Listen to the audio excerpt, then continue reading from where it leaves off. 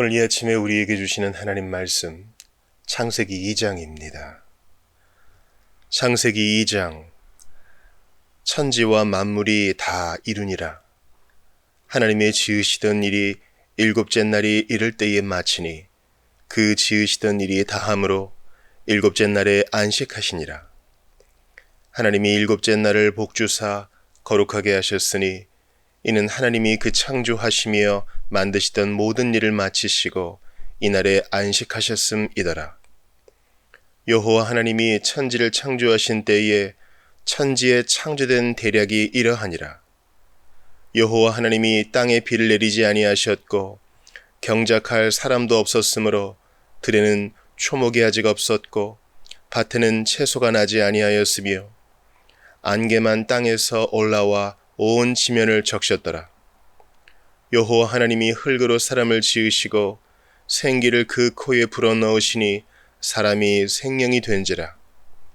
여호와 하나님이 동방의 에덴의 동산을 창설하시고 그 지으신 사람을 거기 두시고 여호와 하나님이 그 땅에서 보기에 아름답고 먹기에 좋은 나무가 나게 하시니 동산 가운데에는 생명나무와 선악을 알게 하는 나무도 있더라.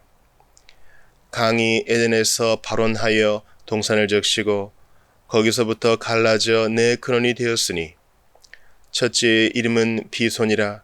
금이 있는 하윌라 온 땅에 둘렸으며 그 땅의 금은 정금이요 그곳에는 베델리엄과 호마노도 있으며 둘째 강의 이름은 기혼이라. 구스 온 땅에 둘렸고 셋째 강의 이름은 히데겔이라. 아수르 동편으로 흐르며 넷째 강은 유브라데더라.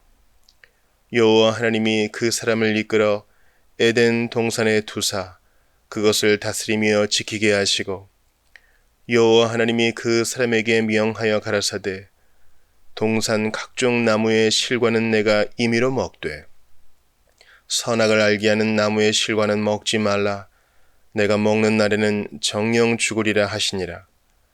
여호와 하나님이 가라사대 사람의 독취하는 것이 좋지 못하니 내가 그를 위하여 돕는 배필을 지으리라 하시니라.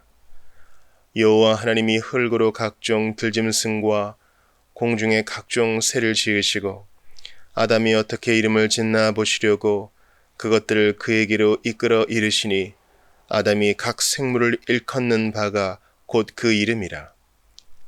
아담이 모든 육축과 공중의 새와 들의 모든 짐승에게 이름을 주니라. 아담이 돕는 배필이 없으므로 여호와 하나님이 아담을 깊이 잠들게 하시니 잠들매 그가 그 갈빗대 하나를 취하고 살로 대신 채우시고 여호와 하나님이 아담에게서 취하신 그 갈빗대로 여자를 만드시고 그를 아담에게로 이끌어 오시니 아담이 가로되 이는 내 뼈 중에 뼈요 살 중에 살이라. 이것을 남자에게서 취하였은즉 여자라 칭하리라 하니라. 이러므로 남자가 부모를 떠나 그 아내와 연합하여 둘이 한 몸을 이룰지로다. 아담과 그 아내 두 사람이 벌거벗었으나 부끄러워 아니하니라. 아멘. 하나님의 말씀입니다. 하나님께 감사합니다.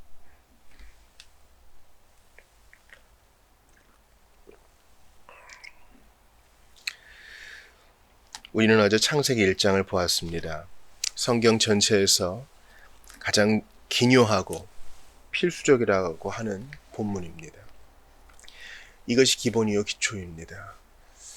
창세기의 이 세계관, 창세기의 관점을 받아들이지 않고 성경 전체를 이해하기란 거의 불가능에 가깝습니다. 그러므로 우리가 꾸준히 또 반복적으로 더 깊이 있게 창세기를 묵상해 나가야 할 것입니다. 신약을 이해하는 폭이 깊고 넓어질수록 창세기를 이해하는 것이 더 깊어집니다. 성경 전체를 이해하는 것이 깊어질수록 창세기에 대한 안목이 더 열립니다. 모든 책에 다 그렇게 연관되어 있고 창세기는 더욱 그러합니다. 우리는 우리의 시작을 잊지 말아야 하는 것입니다. 우리의 마지막엔 요한계시록도 자세히 주의하여 보아야 할 것이나 창세기는 더욱 그러합니다. 제가 창세기를 연구하면서 이단과 사이비들이 창세기에 그렇게 천착하는 이유를 생각해 봤어요.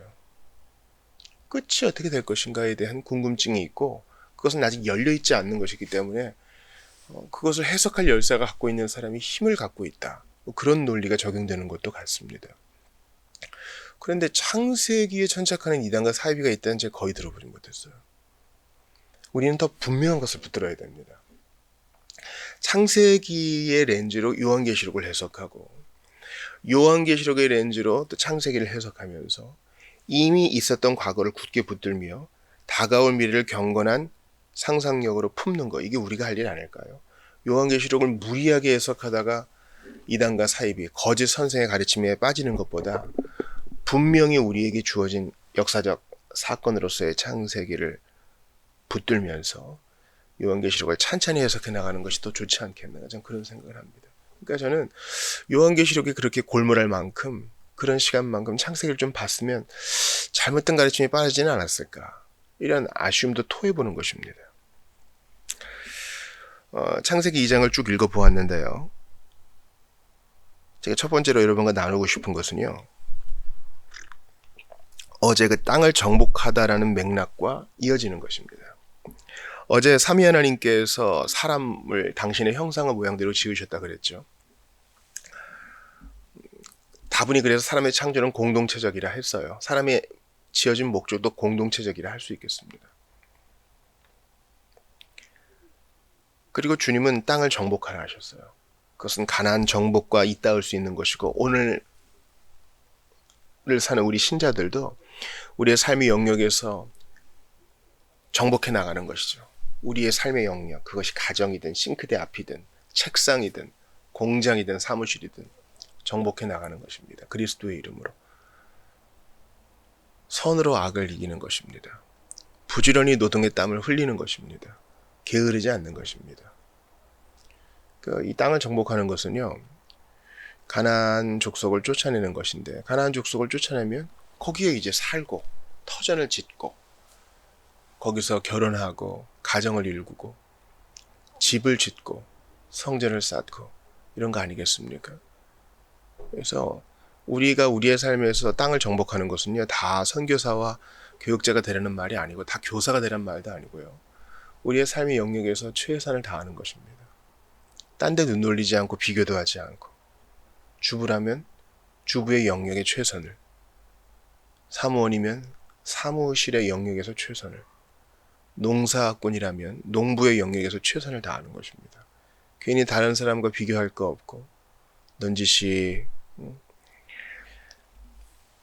나 자신을 교만하게 여기거나 또 열등하게 여길 필요도 없는 것입니다. 또 하나, 땅을 정복하라는 마귀를 쫓아내는 것, 즉 뱀의 모습으로 온 마귀를 쫓아내는 것을 말하는 거죠. 가나안 족속을 쫓아내는 것, 그게 땅을 정복하는 데 포함되어 있습니다. 그들은 거짓 선생이요, 잘못된 가르침을 들여오는 자예요, 우상 숭배를 촉발시키는 자이므로 쫓아내야 됩니다.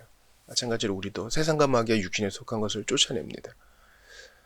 이 정복과 쫓아냄, 그것이 창세기와 또 여호수아 사사기, 신구약 전체, 그리고 우리의 삶에 그대로 적용되는 것처럼 오늘 본문에 경작하고 다스리라 하는 말씀도 여전히 우리에게 적용되는 것입니다.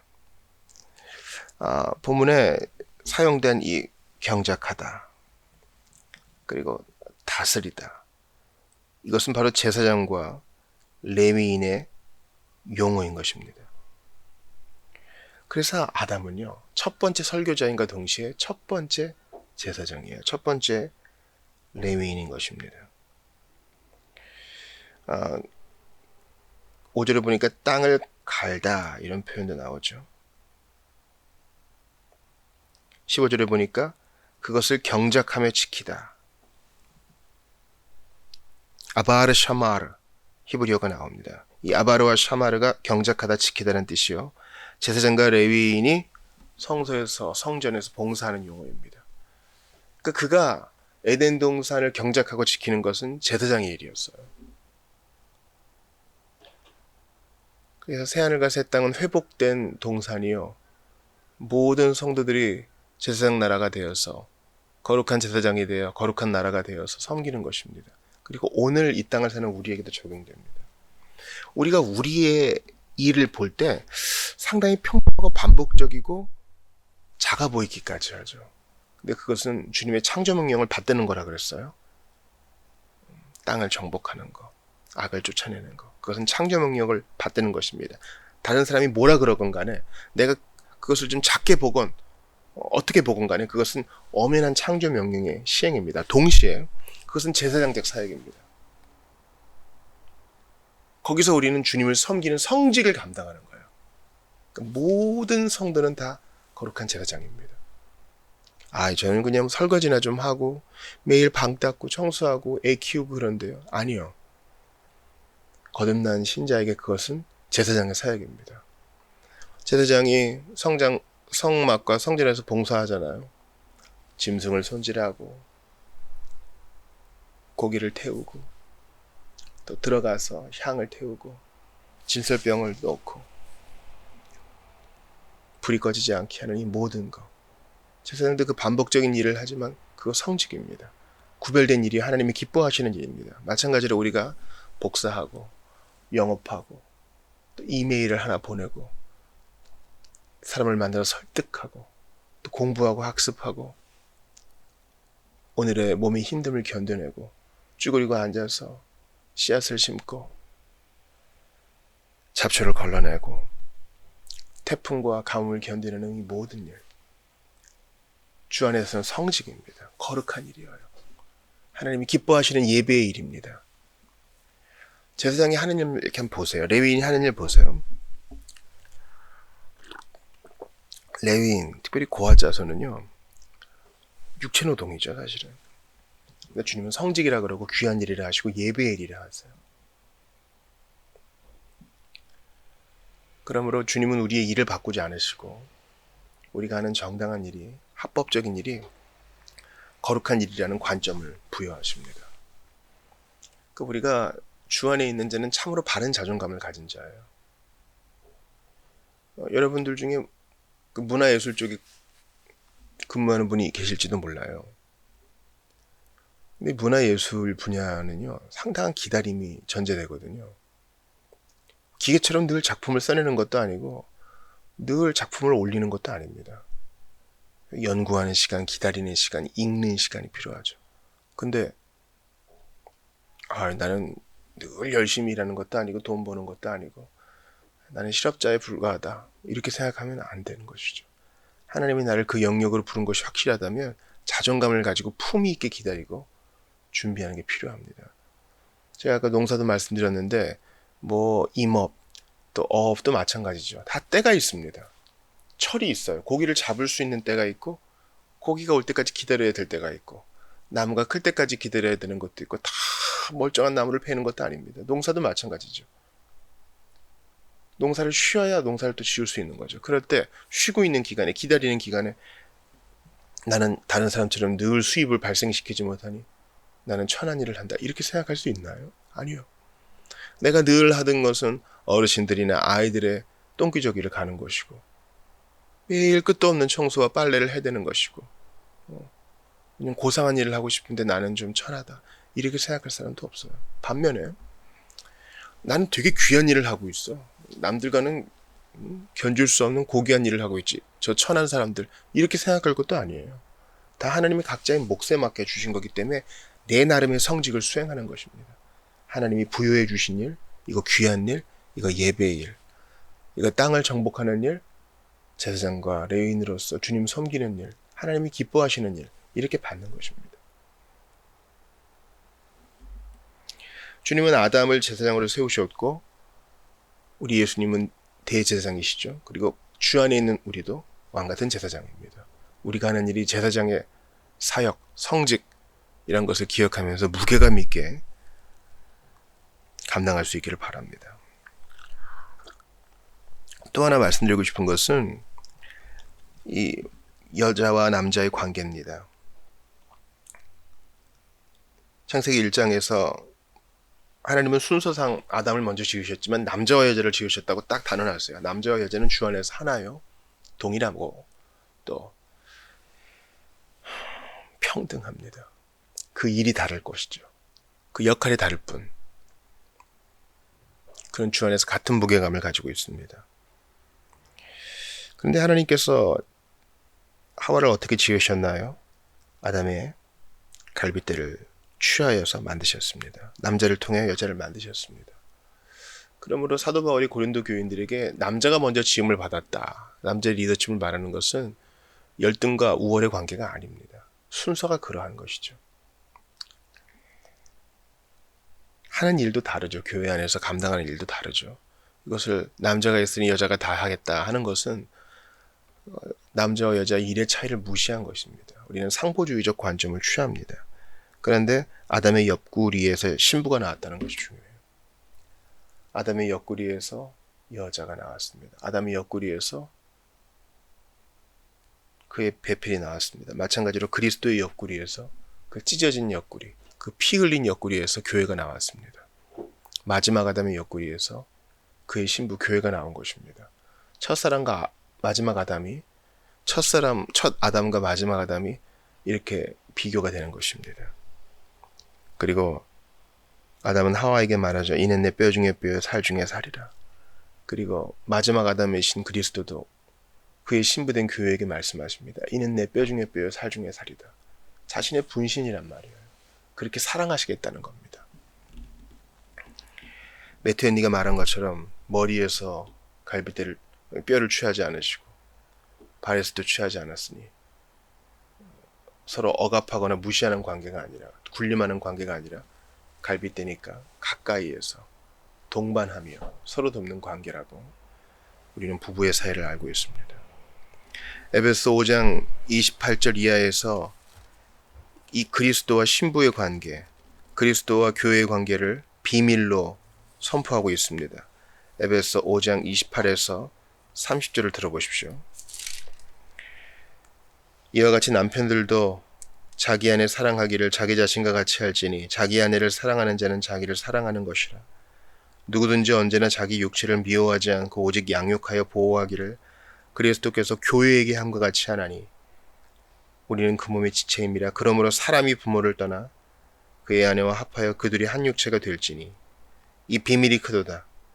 나는 그리스도와 교회에 대하여 말하노라. 그러나 너희도 각각 자기의 아내 사랑하기를 자신같이 하고 아내도 자기 남편을 존경하라. 이것이 비밀이라고 말합니다. 아담과 하와의 관계. 이는 내 뼈 중에 뼈요 살 중에 살이라. 그리스도와 그의 신부된 교회의 관계라는 것입니다. 그러니까 이 세상의 창조 때 아담과 하와, 그리고 그리스도 안에서 재창조되었을 때 그리스도와 교회, 이것을 결혼의 관계로 표현하신 것을 기억하셔요. 그만큼 우리 교회는, 그리고 그 안에 성도는 주님께 사랑받는 존재입니다. 그 정체성을 가지고 나아가야 할 것입니다. 제가 마지막으로 여러분과 나누고 싶은 것은요, 바로 선악과에 대한 것입니다. 주께서 선악을 알게 하는 나무의 실과를 지으시고 먹지 말아라. 먹는 날에는 정령 죽으리라. 이 안 먹으면요, 주님의 이 언약을 순종함으로, 주님의 말씀을 순종함으로 그 언약에 따라서 영생을 누리게 될 것이에요. 그 에덴이 근원이 되어가지고 강이 나오잖아요. 내 근원이 된다. 이걸 왜 기록했을까요, 여러분? 첫째의 이름, 둘째 강의 이름, 셋째 강의 이름, 넷째 강의 이름. 게다가 그 땅의 이름은 그 땅의 금은 순금이요. 베들리엄과 호마노, 이거 다 보석이잖아요. 이거 성전의 재료이기도 하고요. 또한 다스리고 정복해야 될 대상인 것이죠. 그러니까 선악을 알게 하는 나무에 침착할 것이 아니라 경작하면서 쭉쭉 뻗어나가야 되는데 그거에 그냥 욕심이 꽂힌 겁니다. 탐욕이 꽂힌 겁니다. 동서남북에 주님이 주신 가능성이 열려 있는데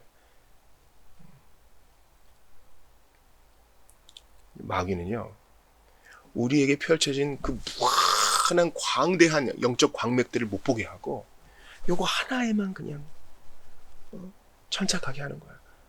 이게 애달픈 거야. 당장 요거 하나를 호롱 먹고 싶은 거예요. 에서의 파죽처럼. 아니 조금만 참고 내려가면은 아버지의 집에 먹을 게 참 널려 있는데 우리는 바보예요. 루이스가 말한 것처럼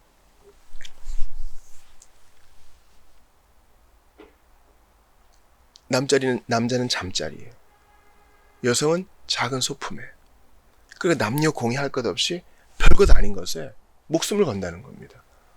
우리 앞에 넓은 바다와 드넓은 뷔페상이 차려져 있는데 진흙탕에서 놀면서 눈깔 사탕이나 먹는, 거기에 만족하는 것이 우리의 비참한 형국이라는 것입니다. 여러분, 구절도 보세요. 그 땅에서 보기에 아름답고 먹기에 좋은 나무가 널려 있어요. 아직 채소는 나지 않았지만 먹을 음식이 널려 있다고요. 그러니까 그때의 과일과 지금의 과일은 다를 거예요. 훨씬 더 우리의 몸과 영양과 건강이 좋은 것들. 그리고 이 강을 따라서 금이 있고 보석이 있고, 구스 온 땅을 둘렀다. 여기 이제 아수르를 말합니다. 유브라데도 있고요. 이 지역은 이제 비옥한 지역이잖아요. 이렇게 뻗어나가고 훨씬 더 흥분되고 기쁘고 감격적이고 풍성한 것들이 널려 있는데 선악을 알게 하는 거기에만 목을 매는 거예요. 마귀의 게임을 조심해야 됩니다. 마귀는 훨씬 좋은 게 그냥 널려 있는데 아무것도 아닌 거, 잿더미에 불과한 것에 마음을 몰입하게 합니다. 선악을 알게 하는 열매는 형태를 달리해서 오늘날도 여전히 우리 곁에 있습니다. 하나님이 이거 안 돼 하는데 그거 하고 싶은 거예요. 결혼을 넘어선 성관계, 되게 매력적으로 보이게 막 언론이 포장하고 미디어가 포장하죠. 그게 우리의 선악과예요. 주님은 안 돼 하세요. 그래도 아름답지 않을까요? 정형 죽으리라. 비참해지는 거예요. 이해가 되세요? 마귀는 당장 그게 너무 좋아 보이게 만들어요. 다 끝나면 잿더미예요. 허무해요. 여러분 경험으로 아시잖아요.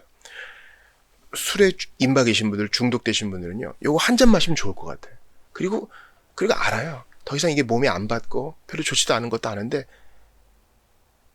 마귀의 유혹은 뭡니까? 그건 마신다고 뭐 달라지겠어? 더 좋아질 거야. 이건 뭐 마약도 마찬가지죠. 끝나면 잿더미예요. 인생의 파괴밖에 없어. 아니, 우리의 동서남북에 주께서 주신 가능성과 아름다움이 얼마나 많아요. 물론 많이 가려지긴 했지만 하나님이 주신 이 진리, 읽을 책은 얼마나 많아요. 우리가 들어야 되고 배워야 될 진리들이 얼마나 많아요. 또 우리가 볼 아름다움이 얼마나 많아요. 제가 속상한 게 있어요. 길을 다니면서 다 이거 보느라고 이 아름다운 하늘을 못 보고 나무를 못 보고 꽃을 못 보는 사람들 되게 많아요. 이것만 보는 거예요. 또 우리 동서남북에 사람이 또 얼마나 아름다워요. 거듭난 사람의 아름다움은 말할 것도 없고, 사람은 하나님의 형상과 모양으로 만들어졌기 때문에 우리가 누릴 게 되게 많아요. 근데 마귀는 요거에 천착하게 만들어. 그냥 약 한 알, 술 한 잔, 음란물 한 편, 결혼을 벗어난 잘못된 관계, 돈, 명예, 명성과 힘, 별거 아니에요. 시간 지나면 다 쓰러지는 것이고 잿더미라고. 우리의 선악과는 늘 우리 곁에 있어요. 마귀란 놈은요, 일하는 패턴이 똑같아요. 우리의 마음을 혹 그냥 잡아가고, 우리의 마음을 잡은 이후에는 싹 내뺍니다. 책임은 우리에게 전가시키고요. 그러니 우리 주 예수님의 방식을 취합시다. 우리 예수님은 그 굶주리심 속에서도 주 하나님만 섬기는 아름다움과 그 정의를 놓지 않으셨어요. 우리도 우리 앞에 얼마나 광대한 것이 있는지 바라보고 또 기대하면서 이거 아무것도 아닌 거 내어버립시다. 아무것도 아닌 거예요. 우리가 현재 끌리고 있는 이 정욕에 속한 것들은 사실 아무것도 아니에요. 10년, 20년 지나면 다 숫덩어리가 될 거라고요. 아무것도 아닌 거에 인생 낭비하지 말고, 저 선악과 먹고 싶다, 거기에만 매달리지 말고요. 정복하여 앞으로 나아가세요. 일을 할수록 깨닫는 게 있고, 공부를 할수록 깨닫는 게 있고, 살아가면 할수록 더 깨닫는 게 있는데, 왜요? 여기에만 머물러 있습니까? 언덕을 떠나서 창파에 배 띄워 내 주 예수 내의 바다로 내 맘껏 쳐가라. 이렇게 은혜 안에서 참죄를 누리는 여러분 되시기를 주의 이름으로 축원합니다. 예수 안에 있는 풍성한 광맥을 매일 누리고 맛보는 여러분 되시기를 주의 이름으로 축원합니다.